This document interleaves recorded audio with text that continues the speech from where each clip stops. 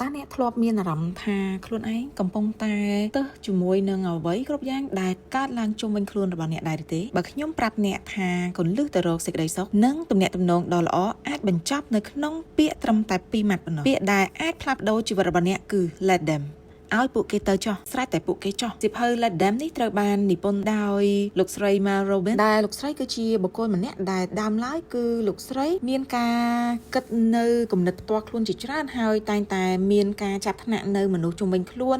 ថាគេធ្វើបែបនេះមិនល្អមិនត្រឹមត្រូវឬក៏ខ្វះត្រង់ចំណុចនេះចំណុចនោះនេះហើយគឺជាប្រវត្តិមួយរបស់អ្នកនិពន្ធសៀវភៅរបស់យើងដែលមានចំណងជើងថា Let Them នេះហើយសៀវភៅដែលកំពុងតែពេញនិយមនៅក្នុងឆ្នាំ2025នេះផងដែរគឺសៀវភៅ Let Them ដែលសៀវភៅនេះគឺអ្នកនិពន្ធបង្ហាញអំពីគំនិតដ៏អស្ចារ្យ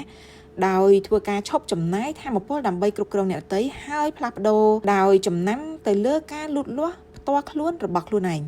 ថ្ងៃនេះយើងនឹងទៅបំបែកសៀវភៅនេះជាចំណុចដើម្បីឲ្យអ្នកអនុវត្តវាបានសម្រាប់ជីវិតរស់នៅប្រចាំថ្ងៃដោយដែលបានលើកឡើងខាងដើមលោកស្រី Mel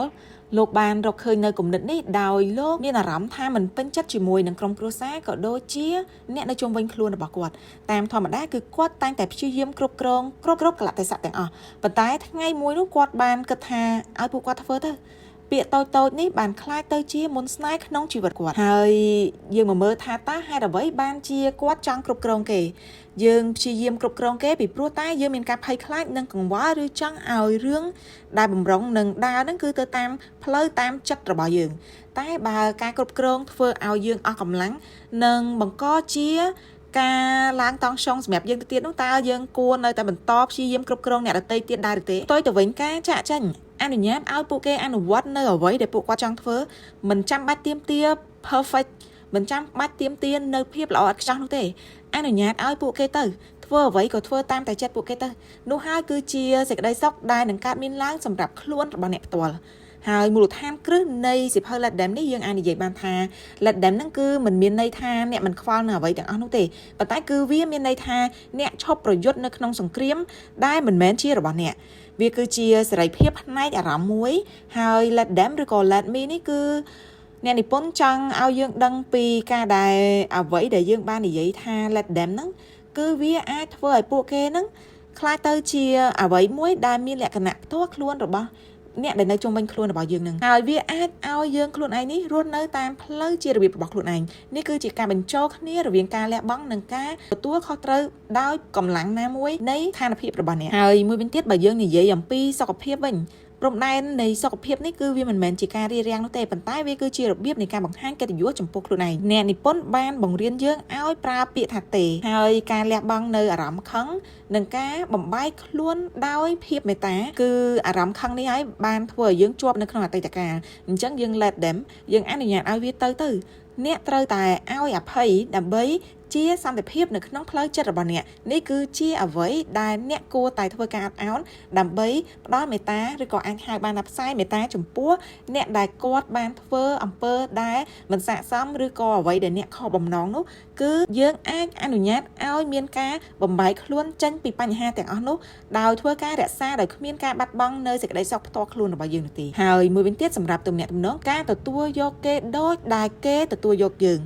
បើនិយាយឲ្យចំទៅពេលដែលអ្នកឈប់ក្នុងការព្យាយាមផ្លាស់ប្ដូរអ្នកដទៃទំនាក់ទំនងរបស់អ្នកនឹងคล้ายទៅជាខ្លួនឯងហើយវានឹងងាយស្រួលជាងមុនសេចក្តីស្រឡាញ់នឹងកើតចេញនៅពេលដែលអ្នកឈប់បង្ខំខ្លួនឯងនិងអ្នកដទៃសម្រាប់ការហ្វឹកហាត់រឿងតូចៗប្រចាំថ្ងៃអ្នកអាចអនុវត្តបានដោយចាប់ផ្ដើមពីអ្វីដែលអ្នកតែងតែធ្វើរាល់ថ្ងៃឧទាហរណ៍ដូចជាអ្នកតែងតែកម្លាំងកាហ្វេជារៀងរាល់ព្រឹក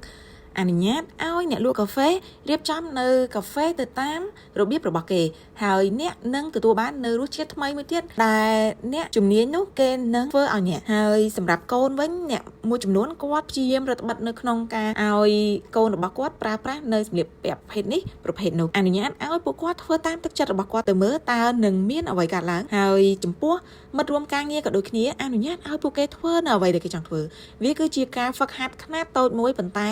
អ្នកនឹងមានភាពរឹងមាំនៅក្នុងការដែលអ្នកនឹងធ្វើនៅរឿងធំបន្ថែមទៀតការសម្រេចចិត្តដ៏ត្រឹមត្រូវគឺវាពេលខ្លះអាចផ្ដល់នូវអារម្មណ៍ខុសសម្រាប់អ្នក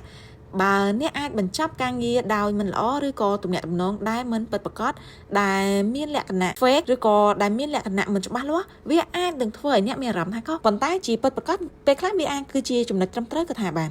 ឲ្យពួកគេមានយោបល់របស់ពួកគេតែអ្នកក៏ត្រូវតែរក្សាអ្វីដែលជាភាពត្រឹមត្រូវសម្រាប់អ្នកផងដែរជីវិតមិនត្រឹមត្រូវទាំងអស់នោះទេជីវិតក៏មិនមានភាពស្មើគ្នាទាំងអស់នោះដែរការប្រៀបធៀបនឹងគេគឺអាចនាំមកនៅតែភាពឈឺចាប់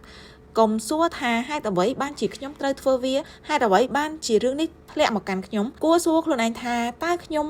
អាចធ្វើវាបានដោយរបៀបណាហើយអ្វីដែលខ្ញុំអាចធ្វើបាននាពេលនេះប្រៀបធៀបខ្លួនឯងទៅនឹងគ្រូបង្រៀនមួយការប្រៀបធៀបគឺវាពិតជាអាក្រក់ខ្លាំងណាស់ប្រសិនបើអ្នកប្រើការប្រៀបធៀបបែបបង្រៀនវិញកុំប្រៀបធៀបខ្លួនឯងទៅនឹងអ្វីដែលតូចតែប្រៀបធៀបដើម្បីធ្វើការរៀនសិក្សាបន្ថែមនិងព្យាយាមរកនៅកន្លឹះដើម្បីឲ្យខ្លួនឯងមានភាពរីកចម្រើនកាន់តែខ្លាំងឡើងពេលអ្នកនិយាយថាអ្នកឈប់ចំណាយថាមពលទៅលើការគ្រប់គ្រងអ្នកដទៃអ្នកនឹងមានថាមពលច្រើនដើម្បីផ្ដោតទៅលើសុបិនសុខភាពនិងសេចក្តីសុខផ្ទាល់ខ្លួនរបស់អ្នកអនុវត្តនៅក្នុងជីវិតរបស់អ្នកទាំងកន្លែងការងារទាំងការចិញ្ចឹមកូនក៏ដូចជាទាំងការរាប់អានជាមួយមិត្តភ័ក្តិសម្រាប់សង្គមវិញអ្នកពេលខ្លះក៏អាចផ្ដល់ឱកាសឲ្យខ្លួនឯងនៅក្នុងការជួបជុំក្រុមឬក៏សង្គមថ្មីដោយគ្មានការបង្ខិតបង្ខំពេលខ្លះការបញ្ចប់នៅអ្វីមួយវាមិនមែនជាការបាត់បង់នោះទេប៉ុន្តែគឺជាការបើកនៅផ្លូវថ្មីទំព័រថ្មីនិងបទពិសោធន៍ថ្មីសម្រាប់លោកអ្នកការងារមិត្តភាពទំនាក់ទំនងវាគឺអាចបញ្ចប់បានតែវាក៏អាចផ្ដល់នៅឱកាសថ្មីមិត្តថ្មីសម្រាប់អ្នកផងដែរនិយាយឲ្យពិតប្រាកដទៅគឺអ្នកមិនអាចគ្រប់គ្រងគេទាំងអស់គ្នាបាននោះទេអ្នកអាចគ្រប់គ្រងតែប្រតិកម្មរបស់អ្នកឧទាហរណ៍ដូចជាទៅលើអាកាសធាតុអ្នកមិនអាចបញ្ឈប់ភ្លៀងបាននោះទេប៉ុន្តែអ្នកអាចប្រើប្រាស់ឆ័ត្រអាចភ្លៀងឬក៏ពេលខ្លះអ្នកអាចច្រកភ្លៀងនៅកន្លែងណាមួយជាបណ្ដោះអាសន្ននេះហើយគឺជាថាមពលរបស់ទ្រឹស្ដីអនុញ្ញាតឲ្យពួកគេ let them theory ឲ្យពួកគេធ្វើនៅអ្វីដែលពួកគេចង់ធ្វើហើយឲ្យគេលូតលាស់ទៅតាមរបៀបរបស់ពួកគេការផ្លាស់ប្ដូរតូចៗនេះអាចនឹងផ្ដល់នូវសេចក្តីសុខនិងសេរីភាពផ្លូវអារម្មណ៍សម្រាប់អ្នកនេះហើយគឺជាកម្លាំងដ៏ពិតប្រាកដរបស់អ្នក focus លើខ្លួនឯងអនុញ្ញាតឲ្យគេគិតនៅអ្វីដែលគេចង់គិតទោះបីជាភាពអវិជ្ជមានមកកាន់យើងនោះគឺគ្រាន់តែជាគំនិតរបស់គេ